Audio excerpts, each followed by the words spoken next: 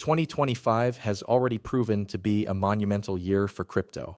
We're seeing some of the biggest moves and regulatory shifts that could redefine how money moves globally. One major development was the regulatory green light for banks to participate in cryptocurrency activities. The OCC, Office of the Comptroller of the Currency, issued clarifications not once, but twice, on March 7th and May 7th, allowing banks to engage in crypto asset custody and execution services. Shortly after, the FDIC and even the Fed followed suit. Suddenly, the largest banks in the US had permission to enter crypto without fear of regulatory pushback. On the surface, this seemed like a huge win for the crypto ecosystem. It suggested that the era of banks actively targeting and undermining crypto companies might be ending. But if you think everything is smooth sailing now, think again. In the early days of cryptocurrency, the industry faced immense skepticism. Banks, regulators, and governments treated it as a fringe experiment, something risky, unstable, or even illegal. But as the technology matured and adoption grew, the threat it posed to the traditional financial system became undeniable. And when something threatens the foundations of banking, expect pushback, sometimes organized, sometimes subtle, but always powerful. One of the most notable examples of this pushback was Operation Choke Point 2.0. The first Operation Choke Point, back in 2013, targeted certain industries deemed high risk by regulators, like payday lenders, firearms manufacturers, and online gambling. But the second iteration, Choke Point 2.0, evolved. It wasn't just about controlling risk anymore. It became a tool to pressure emerging technologies and industries that could disrupt the traditional financial order. And the crypto industry found itself in the crosshairs. Banks and regulatory bodies began scrutinizing crypto companies intensely. Payment processors hesitated to onboard crypto businesses. Exchanges and blockchain startups reported frozen accounts or sudden denials of service. The message was clear. If you're trying to innovate in financial technology, expect resistance from institutions invested in maintaining the status quo. Among all the companies under this pressure, one stood out: Ripple. Unlike many smaller startups, Ripple wasn't just a wallet app or a minor cryptocurrency project. It was building infrastructure capable of rewriting the way money moves across borders. Ripple, XRP, and the XRP ledger posed a direct challenge to the dominance of banks in global payments. Since 2020, Ripple has faced a relentless series of attacks. The SEC lawsuit, claims of unregistered securities, and ongoing scrutiny by financial authorities have created a constant cloud of uncertainty. For over 4 years, Ripple has had to defend not just its business model, but the very principle that blockchain can coexist and even improve the traditional banking system. And yet, Ripple has persisted, even as the broader regulatory environment has begun to improve in 2025. With agencies like the OCC and FDIC clarifying banks can engage in crypto activities, Ripple continues to face resistance from legacy financial institutions. This ongoing battle is not just about legal technicalities, it's about power, control, and who gets to decide the future of money. Understanding this context is critical. Ripple isn't just another cryptocurrency. It's the company that has been targeted because it is capable of transforming the global financial system. The obstacles it faces are not coincidental. They are a clear sign of how disruptive this technology truly is. And for anyone paying attention, the lesson is simple. When the system pushes back this hard, it usually means you're doing something right. So what really sets Ripple apart from the rest of the cryptocurrency world? The truth is, Ripple isn't just a digital coin you can trade on an exchange. It's a full-fledged financial ecosystem designed to tackle some of the most persistent problems in global banking. At the heart of this ecosystem is XRP, which functions as a bridge currency. This means XRP is not just an asset for speculation. It's a utility designed to move value instantly and efficiently across borders. Let's put this into perspective. Imagine a large multinational corporation trying to send $10 million from London to Sao Paulo. Using traditional banking networks like SWIFT, this transaction would likely involve multiple intermediary banks, each taking a cut, and could take anywhere from 2 to 5 business days to settle. Fees could run into tens of thousands of dollars, and there's always the risk of delays, compliance reviews, or regulatory holdups. Now, with Ripple, the story is completely different. The same transaction could be executed in under 5 seconds, with fees amounting to just a few dollars. That's not a typo, seconds, not days, and dollars, not thousands. This is a seismic shift, especially when you scale it up across hundreds or thousands of cross-border transactions daily. But the impact goes far beyond speed and cost. Ripple's infrastructure is designed to be a universal settlement layer, sometimes referred to as the Internet of Value. Just like the Internet allows information to flow instantly across the globe, Ripple aims to enable money to flow seamlessly, whether it's fiat currencies, stablecoins, or digital assets. Banks, fintechs, and payment providers can plug into this network to settle transactions almost in real time. And here's where things get even more interesting. Unlike other cryptocurrencies that are purely decentralized or speculative, Ripple is actively partnering with institutions. Banks aren't just experimenting with XRP as a novelty. They're integrating Ripple's technology because it solves real, tangible problems. For example, liquidity on demand. Banks no longer need to pre-fund accounts in multiple countries. XRP acts as a bridge asset, freeing up billions of dollars that would otherwise sit idle. 24/7 global payments. Unlike traditional banking, which is constrained by working hours and weekends, Ripple allows money to move anytime, anywhere. Regulatory compliance built in. Ripple's network is designed with banks in mind, supporting anti-money laundering, AML, and Know Your Customer, KYC requirements without slowing down transactions. Consider the example of MoneyGram, which adopted Ripple's on-demand liquidity. Instead of pre-funding accounts in foreign countries, MoneyGram could settle transactions instantly through XRP. This not only saved operational costs but also unlocked liquidity that could be used elsewhere. A game changer for global remittances. So, Ripple isn't just faster or cheaper, it reimagines the infrastructure of global finance.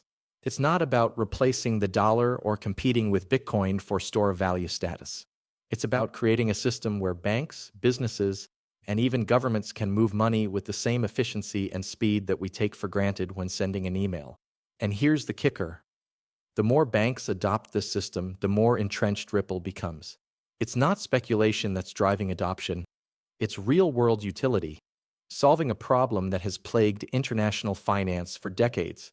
In other words, Ripple is building the future of money, brick by brick, transaction by transaction. If you step back and look at the big picture, it's easy to see why Ripple has drawn attention and scrutiny from the very institutions it's trying to improve. Disrupting a system that has existed for centuries isn't easy, and it's certainly not without resistance. But for those who understand the mechanics, Ripple's approach is both elegant and revolutionary, a true blueprint for the next generation of financial infrastructure. Ripple's journey isn't just about creating a digital asset or riding the crypto wave. It's about building the infrastructure for the future of global finance. Over the past several years, Ripple has made strategic moves to position itself as the backbone for institutional payments, creating systems that are faster, cheaper, and more reliable than the traditional financial network. Take Hidden Road, for example. This company connects over 300 major financial institutions, handling high-volume, high-value transactions. Ripple's acquisition of Hidden Road isn't just about expanding reach. It's about scaling XRP as a bridge currency for trillions of dollars annually. By combining Hidden Road's robust institutional connections with the speed and efficiency of the XRP ledger, Ripple is enabling real-time settlement on a global scale. To put that into perspective, a transaction that might take days or even a week, using traditional banking rails, can now settle in under 5 seconds with fees so low they're almost negligible. Next, consider Rail Finance, which processes over 10% of global B2B stablecoin volume. Rail is more than just a payment processor. It's a complete enterprise-grade infrastructure. It offers virtual accounts, automated back-office operations, and 24/7 settlement capabilities. This means a multinational business can now move funds across borders instantly, cut operational costs dramatically, sometimes by up to 80%, and operate outside the limitations of traditional banking hours. For businesses that rely on cash flow, this is nothing short of revolutionary. But Ripple's strategy goes beyond acquisitions. They are redefining what financial institutions expect from a payments network. RippleNet, the company's enterprise blockchain network, connects banks, fintechs, and payment providers in a seamless ecosystem. Through RippleNet, institutions can manage liquidity more efficiently, reduce reliance on nostro-vostro accounts, and settle cross-border payments with unprecedented transparency. Each transaction is trackable, verifiable, and virtually instantaneous, a stark contrast to Swift's multi-day, opaque processes. Now, why are banks feeling threatened? Consider this. The traditional system is highly fragmented and inefficient. Money passes through multiple intermediaries, each adding delays and fees. Ripple cuts through these layers, offering a direct, programmable, and neutral settlement layer. This threatens the core of how legacy banks have operated for decades, profiting from friction, delays, and the opacity of cross-border transactions. Moreover, Ripple is not just targeting small-scale payments. Its solutions are enterprise-ready, meaning it's capable of handling billions in liquidity for major banks and multinational corporations. Their integration into institutional finance signals a shift in power, from traditional intermediaries to blockchain-enabled efficiency. Banks that cling to outdated systems are at risk of losing a critical competitive edge. Finally, Ripple's vision of the Internet of Value is key. This isn't just about XRP or stablecoins. It's about creating a global financial network where assets, fiat currencies, digital tokens, or even commodities can move freely, instantly, and securely. Ripple is effectively bridging the gap between legacy finance and the future of money, making traditional systems look cumbersome in comparison. To summarize, Ripple is more than a cryptocurrency. It's a strategic disruptor, building the infrastructure for the next generation of finance. Its acquisitions, partnerships, and enterprise integrations are designed to solve real-world problems at scale. And that's exactly why banks are watching closely, and why some are trying to slow it down. Ripple isn't just competing, it's forcing the financial world to evolve. Even as Ripple builds the infrastructure to revolutionize global finance, it has faced intense scrutiny and active resistance from the very institutions it seeks to complement or disrupt. This isn't speculation, it's a pattern that goes back years, and it's deeply tied to how entrenched banks wield influence. In 2025, the regulatory landscape initially appeared promising. The Office of the Comptroller of the Currency, OCC, the Federal Deposit Insurance Corporation, FDIC, and even the Federal Reserve gave green lights to banks to engage with crypto, signaling that institutional adoption was now officially endorsed. You might think that this would be the moment Ripple could breathe and expand freely. But the reality has been more complex. Despite the apparent regulatory progress, 42 major U.S. banks filed objections against Ripple's application for a national trust bank charter. This included giants like JP Morgan, Bank of America, Wells Fargo, Citibank, and Goldman Sachs. These objections aren't just bureaucratic delays. They are a clear signal of panic from banks that see Ripple as a direct threat to their core business. Why? Because Ripple isn't playing in some peripheral corner of finance. By enabling instant settlement, reduced fees, and 24/7 liquidity, Ripple directly undermines the profit model of traditional banks. Banks earn billions annually from cross-border transfers, foreign exchange spreads, and delayed settlements. Ripple's technology eliminates these inefficiencies, and for banks accustomed to operating on friction, that's a threat. This pushback goes beyond banks. Regulatory arguments have often framed Ripple's innovations as outside the scope of Congress's powers for a trust bank charter, citing issues with stablecoin management and blockchain-based payments. But if you look closely, these objections aren't about legality. They're about protecting entrenched financial interests from disruption. Ripple is essentially saying, we can do this faster, cheaper, and more efficiently. And the bank's response is, not if it threatens our model. Let's also consider the broader historical context. The U.S. has seen repeated patterns of debanking, where institutions refuse services to entities they view as risky or disruptive. From gun manufacturers to certain political groups, and now to cryptocurrency companies, the mechanism is the same: control access to the financial system to maintain power. Ripple, by contrast, offers transparency, speed, and inclusivity, and that shakes the foundations of traditional banking. Yet, the very resistance from these banks is a powerful indicator. When the largest financial institutions are mobilizing against a company, it often means that the company is over the target, that it's building something that could fundamentally reshape the landscape. Ripple isn't just another crypto project.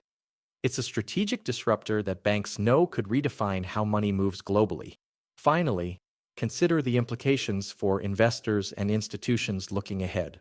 Ripple's ongoing legal and regulatory challenges may appear as obstacles, but in reality, they highlight the technology's disruptive potential. Every delay, every objection, and every challenge confirms Ripple's strategic significance.